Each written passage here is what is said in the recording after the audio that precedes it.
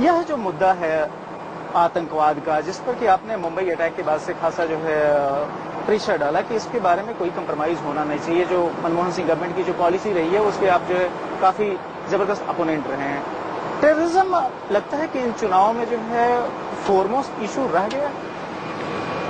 सुरक्षा और विकास दोनों का इक्वल महत्व है, लेकिन आदमी मतदाता सुरक्षा के विषय में ज्यादा सेंसिटिव है। उसको लगता है रोज सेना के जवान मारे जा रहे हैं। यूपीए सरकार में हिंदुस्तान के सबसे ज्यादा सेना के जवान और सेना के अफसर मारे गए बिना युद्ध को।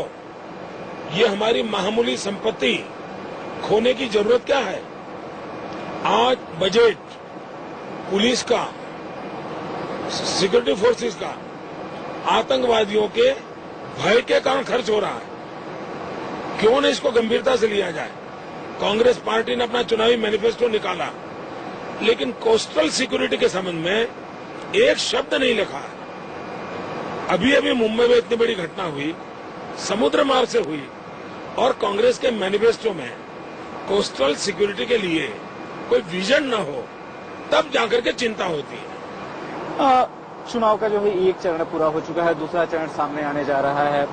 देश भर में आप घूमे, जो आपने महसूस किया कोर इशू क्या रह गया है इस लोकसभा चुनाव में? कुछ लोगों को ये लगता था कि चुनाव में मुद्दा नहीं है, चुनाव का माहौल नहीं है। पहले दौर के मतदान ने सभी पॉलिटिकल पंडितों को गलत सिद्ध कर दिया है।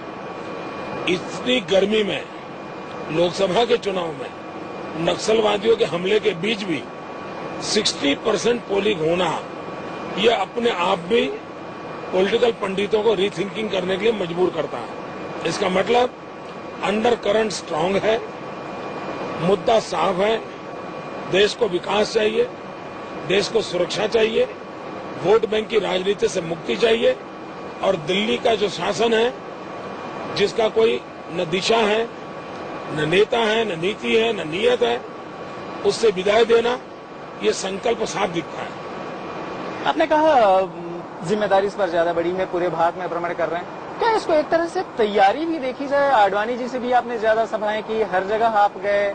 जो 2014 का चुनाव है, 2009 तो आपने पहले से ही कह रखा है कि आडवाणी जी का चुनाव है, 2014 का चुनाव नरेंद्र मोदी का चुनाव होगा।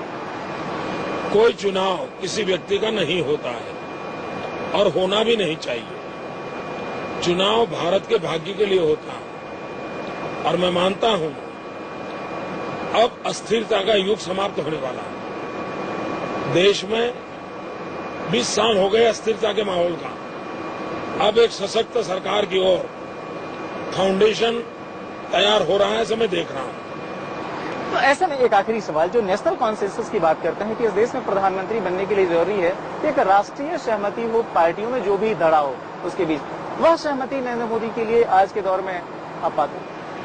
पहली बात है, मैं किसी व्यक्ति को केंद्र में रख करके न सोचता हूं न चर्चा करता हूं। ये बात निश्चित है कि अटल बिहारी वाजपेयी ने कोएलिशन पॉलिटिक्स की एक मजबूत नींव रखी है।